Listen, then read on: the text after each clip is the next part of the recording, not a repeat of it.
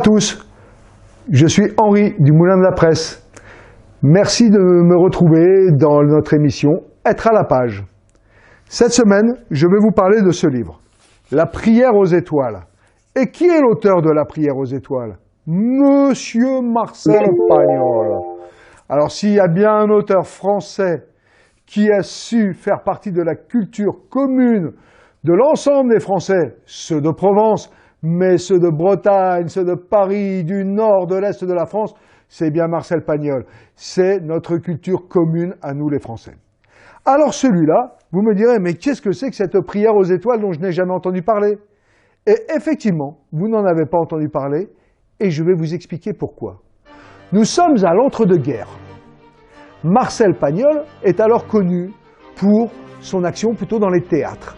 Et il découvre qu'il y a une nouvelle technologie qui s'appelle le cinéma. Et il se dit, et pourquoi pas faire un film? Et il décide de tourner un film qui s'appellera La prière aux étoiles. Le synopsis, une jeune comédienne vit à Paris.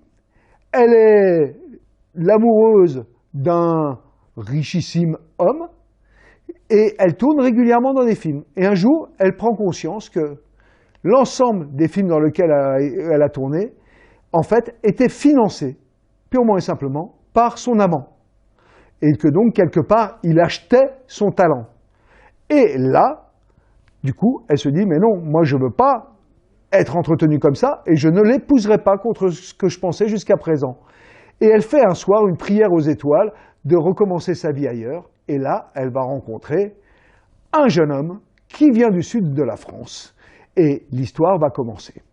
Je ne vous en dis pas plus. Ceci est le tome 1. Marcel Pagnol commence à tourner le film aux alentours de 1920. Il tourne les premières scènes à Marseille, ça se passe bien, il les met en boîte. Et un jour, il voit débarquer une personne dans les studios, et cette personne-là représente les studios Continental. Studio Continental qui avait été mis en place sous l'impulsion de Joseph Goebbels, pour pouvoir contrôler la production française et l'intelligence française, la culture française. Marcel Pagnol se refuse à imaginer que son travail va servir à la propagande de Goebbels. Et donc, il dit à cet émissaire des studios, « J'aurais bien voulu faire ça, malheureusement, toutes les bobines que j'ai tournées sont inexploitables pour des raisons techniques. » Et l'émissaire de Goebbels, des studios Continental, à ce moment-là, dit « D'accord, donc vous allez détruire ces bobines, je veux être là quand vous les détruisez. » Et Marcel Pagnol se retrouve contraint de prendre les bobines sur lesquelles il a réellement tourné le film, et les gens du studio le racontent après avec, je dirais, un peu d'humour, mais également beaucoup d'émotion. Ils disent « Marcel Pagnol pose les bobines, s'en va, revient avec une hache, et fracasse tout ce qui venait de tourner à Marseille, et tout disparaît. » Après la guerre, le film ne sera jamais retourné.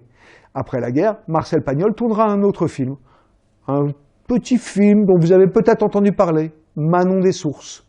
Et après, il se consacrera beaucoup à l'écriture. Il ne réalisera plus lui-même de films, mais il écrira des livres qui seront systématiquement réalisés à l'écran.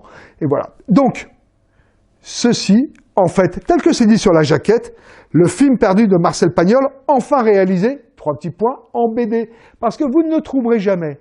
Eh bien, vous savez quoi? Quand on ouvre les pages, qu'on voit ce magnifique dessin, plein de couleurs, plein de vie, et qu'on retrouve, à chaque page, on entend le chant des cigales, à chaque page, on sent l'odeur du pastis. Eh bien moi, sans connaître ce livre, je ne pouvais pas, quand je l'ai lu, j'avais l'impression d'entendre au loin Monsieur Brun qui faisait sa partie de cartes avec ses copains. J'avais l'impression d'entendre le boulanger qui criait après Pomponette pour savoir d'où elle revenait, et ainsi de suite. J'étais réellement plongé dans cette ambiance du sud de la France et plus spécifiquement de la Provence. Ceci est le tome 1. Il vient de sortir. Il s'inscrit dans une collection qui est fabuleuse. En effet, le petit-fils de Marcel Pagnol a décidé depuis quelques années d'adapter en bande dessinée l'ensemble de l'œuvre de son grand-père. Et il le fait de façon extrêmement sérieuse, avec toujours cette personne, monsieur Scotto, Serge Scotto, qui réécrit les scénarios tout en respectant l'œuvre du grand-père. Aujourd'hui, toute la quadrilogie La gloire de mon père, Le château de ma mère, etc. existent déjà. Le premier tome de Marius et un certain nombre de tomes existent déjà. Je vous encourage à tous vous les procurer. Marcel Pagnol, c'est notre culture commune. Alors aujourd'hui, si un enfant n'a pas envie de lire un livre comme ça, mais achetez-lui la bande dessinée. L'important, c'est de lire. Que ce soit sous une forme de bande dessinée, le 8e art, ou que ce soit sur un livre roman, l'important, c'est de lire et de partager cette culture. J'espère que je vous aurai convaincu. Je vous rappelle que cette émission, vous pouvez la suivre sur Norbert Live TV. Encore une fois, en bas de l'image, juste en bas, vous avez le bouton s'abonner. Appuyez le doigt dessus et ça y est, vous faites partie de Norbert Live TV. Je vous retrouve la semaine prochaine. D'ici là, n'oubliez pas, lire, c'est refuser de mourir.